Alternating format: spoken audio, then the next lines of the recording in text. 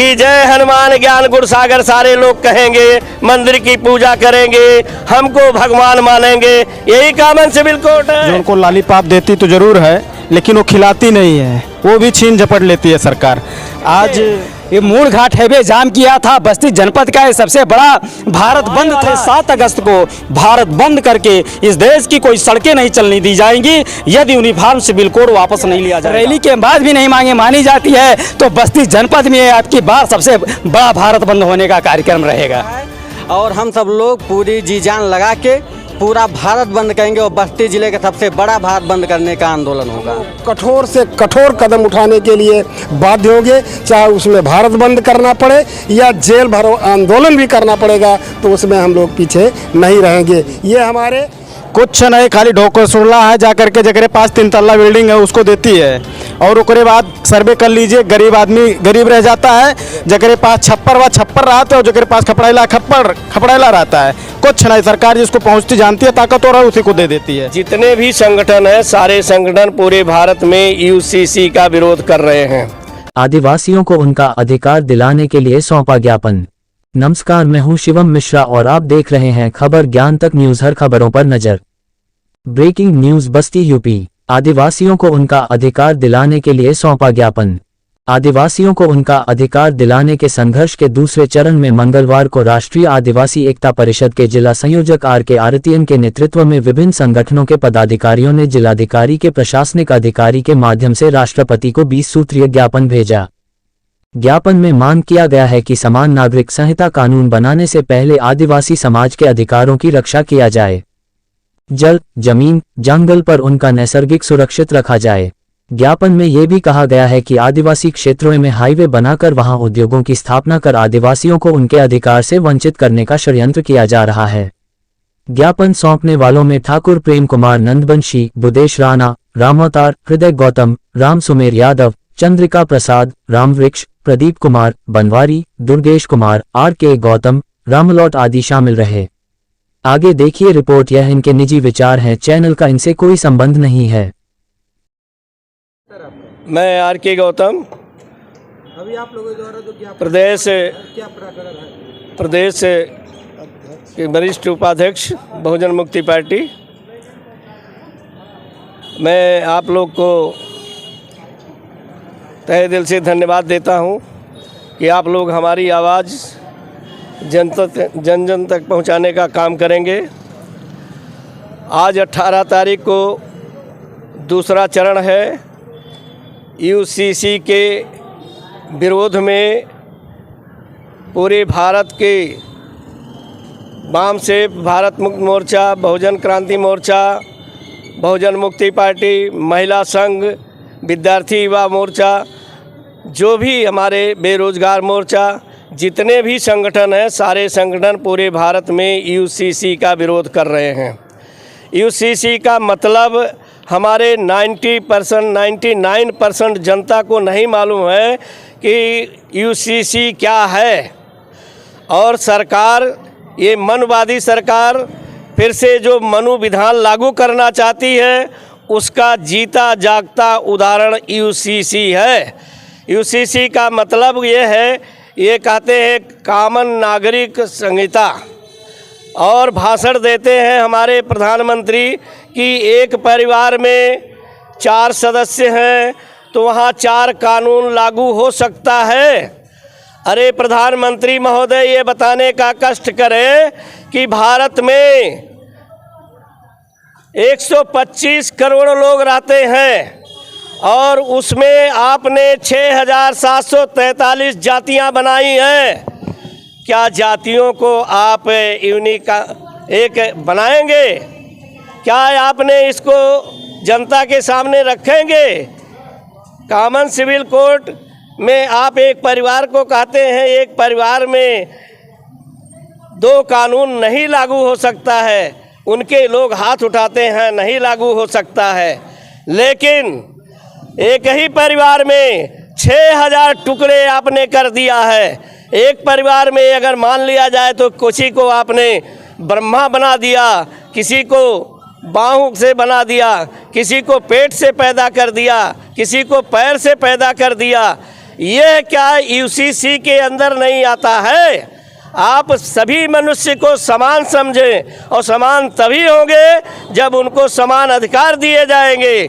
समान अधिकार का मतलब है जमीनों का राष्ट्रीयकरण होना चाहिए और प्रत्येक भूमिहीन को बराबर बराबर जमीन बांट देना चाहिए।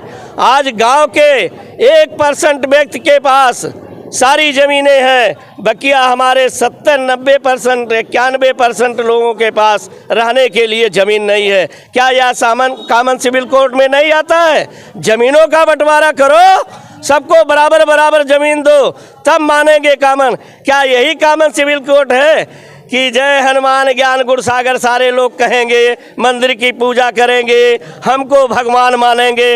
यही कॉमन सिविल कोड है? अगर मोदी में हिम्मत है तो वो ये लिख करके दे कि कॉमन सिविल कोड का मतलब है भारत के प्रत्येक नागरिक को समान अधिकार और समान माना जाए, किसी को ब्राह्मण ठाकुर क्षत्रिय वैश्य शूद्र न माना जाए।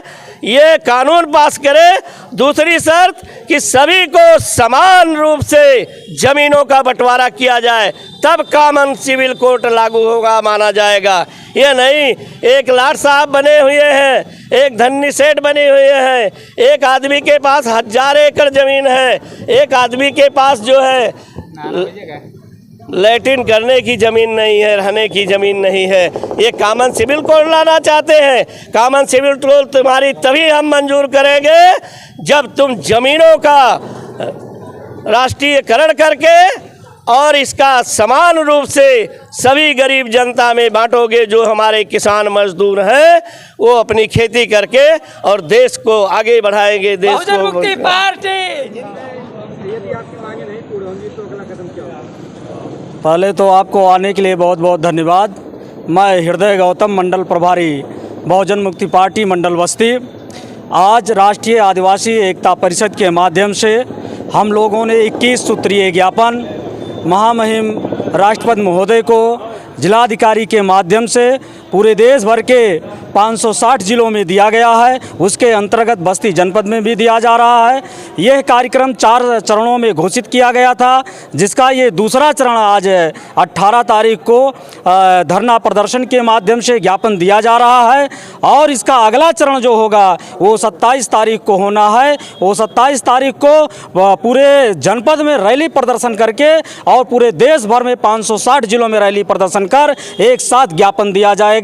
और यूनिफॉर्म सिविल कोड जो भारत सरकार ला रही है इसका पुरजोर विरोध किया जाएगा। यह 27 तारीख को हम लोगों की मांगे नहीं मानी गई तो आने वाले 7 अगस्त को भारत बंद करके इस देश की कोई सड़कें नहीं चलने दी जाएंगी यदि यूनिफॉर्म सिविल कोड वापस नहीं लिया जाएगा। ये जो ज्ञापन सौंपने का भी माननीय आर.के. गौतम प्रदेश उपाध्यक्ष सर जी ने जो यूसीसी के विरोध में ज्ञापन दिया जा राष्ट्रीय आदिवासी एकता परिषद के द्वारा भी विस्तार से आपने बताया कि किस प्रकार से षड्यंत्र करके इस मूल निवासी बहुजन समाज को गुलाम बनाने की रणनीति बनाई जा रही है। इस ज्ञापन सौंपने का मामला है कि ये यूसीसी जो कानून बनाया जा रहा मोदी सरकार के द्वारा, इसको तत्काल हटाया जाए। इसमें यदि आपकी मांगे नहीं पूरी होंगी तो आगे किस तरीके की रणनीति है? तरीक़ों की रणनीति जो है अभी साहब ने बताया कि यह आंदोलन 4 चरण में घोषित हुआ है। पहला हम लोगों ने ज्ञापन दिया, दूसरा आज धरना प्रदर्शन का था, तीसरा रैली प्रदर्शन है और चौथा जो होगा ये भारत बंद का कार्यक्रम है। अभी हम लोग पिछले साल राष्ट्रीय पिछड़ा वर्ग मोर्चा के बैनर तले ईवीएम के विरोध में और जाति आधारित जनगणना को लेकर के ये मूल घाट हाईवे जाम किया था। बस्ती जनपद का ये सबसे बड़ा भारत बंद था। इस यूसीसी के विरोध में जिस दिन भारत बंद घोषित हुआ चौथे चरण आंदोलन में, ये तीसरे चरण, इस चरण के बाद भी हम लोगों के मांगे नहीं मानी जाती है, रैली के बाद भी नहीं मांगे मानी जाती है, तो बस्ती जनपद में आपकी बार सबसे बड़ा भारत बंद होने का कार्यक्रम रहेगा। सरकार खाली लोगों को बेवकूफ़ बनाती है, लोगों को गुमराह करती है और सबसे बड़ा गुमराह तो बहुजन समाज के लोगों को करती है। जो उनको लालीपाप देती तो ज़रूर है लेकिन वो खिलाती नहीं है, वो भी छीन झपट लेती है सरकार। आज हम क्या कहें, ऐसी दयनीय स्थिति समाज में उत्पन्न कर दी है बीजेपी सरकार और आरएसएस। लेकिन सरकार कहती है हम गरीबों को आवाज़ दे रहे हैं। कुछ नहीं, खाली ढोकर सुरला है, जा करके जगरे पास 3 तल्ला बिल्डिंग है उसको देती है। और ओकरे बाद सर्वे कर लीजिए, गरीब आदमी गरीब रह जाता है, जगरे पास छप्पर व छप्पर रहता है और जगरे पास खपड़ैला रहता है। कुछ नहीं, सरकार जिसको पहुंचती जानती है ताकतवर है उसी को दे देती है। अभी आप लोगों द्वारा जो ज्ञापन सौंपा गया है तो ये कहाँ से लेकर कहाँ तक रैली निकाल के अभी ज्ञापन सौंपा? ये हम लोग यूसीसी का विरोध कर रहे हैं, सरकार अभी लाना चाहती है, उसी के विरोध में हम लोग काम कर रहे हैं। और ये शास्त्री चौक से लेकर के डीएम कार्यालय तक हम लोगों का निकाला गया है और यहाँ तक हम लोग आए हैं और डीएम महोदय को, माननीय महामहिम राष्ट्रपति जी को जो है हम लोग ज्ञापन दिए हैं। यह ज्ञापन सौंपने का प्रकरण यह है जो यूसीसी ये केंद्र सरकार ने लाई है, हम सब इस यूसीसी का विरोध कर रहे हैं क्योंकि यह सामान्य न्यायिक संहिता लाना चाहती है, जबकि सरकार सामान्य न्यायिक संहिता अभी तक कर नहीं पाई और ना कर सकती है। लेकिन सरकार कहती है हम सबका साथ सबका विकास करेंगे। कहने के लिए तो सरकार कुछ भी कहती रहती है, उसको कहने की आज़ादी वो कह सकती है। आगे आप क्या कहेंगे? आगे हम यह कहेंगे कि अगर सरकारें हमारी मांगें को पूरी नहीं करती है तो हम चौथे चरण में भारत बंद करने का ऐलान हुआ है और हम सब लोग पूरी जी जान लगा के पूरा भारत बंद करेंगे और बस्ती जिले का सबसे बड़ा भारत बंद करने का आंदोलन होगा।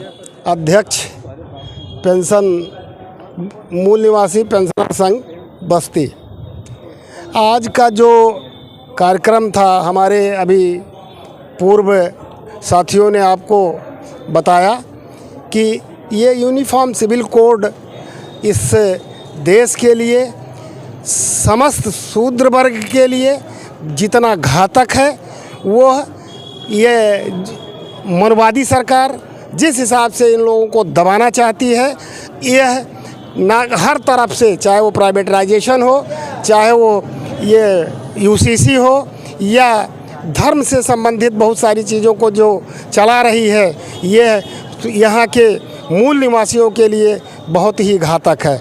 ऐसे स्थिति में हम सभी लोग मिलकर के आज इस जिलाधिकारी कार्यालय पे आकर के एक दूसरे चरण का ज्ञापन दिए हैं और तीसरे चरण का ज्ञापन अभी 27 तारीख को हमें देना है और इसके बाद अगर ये सरकार नहीं मानती है तो उसके लिए हम लोग कठोर से कठोर कदम उठाने के लिए बाध्य होंगे, चाहे उसमें भारत बंद करना पड़े या जेल भरो आंदोलन भी करना पड़ेगा, तो उसमें हम लोग पीछे नहीं रहेंगे। ये हमारे समस्त बहुजन मुक्ति पार्टी का उद्देश्य है कि हम अपने देश के मूल निवासियों के लिए चाहे हमें बलिदान देना पड़े, हम उसके लिए तैयार रहेंगे।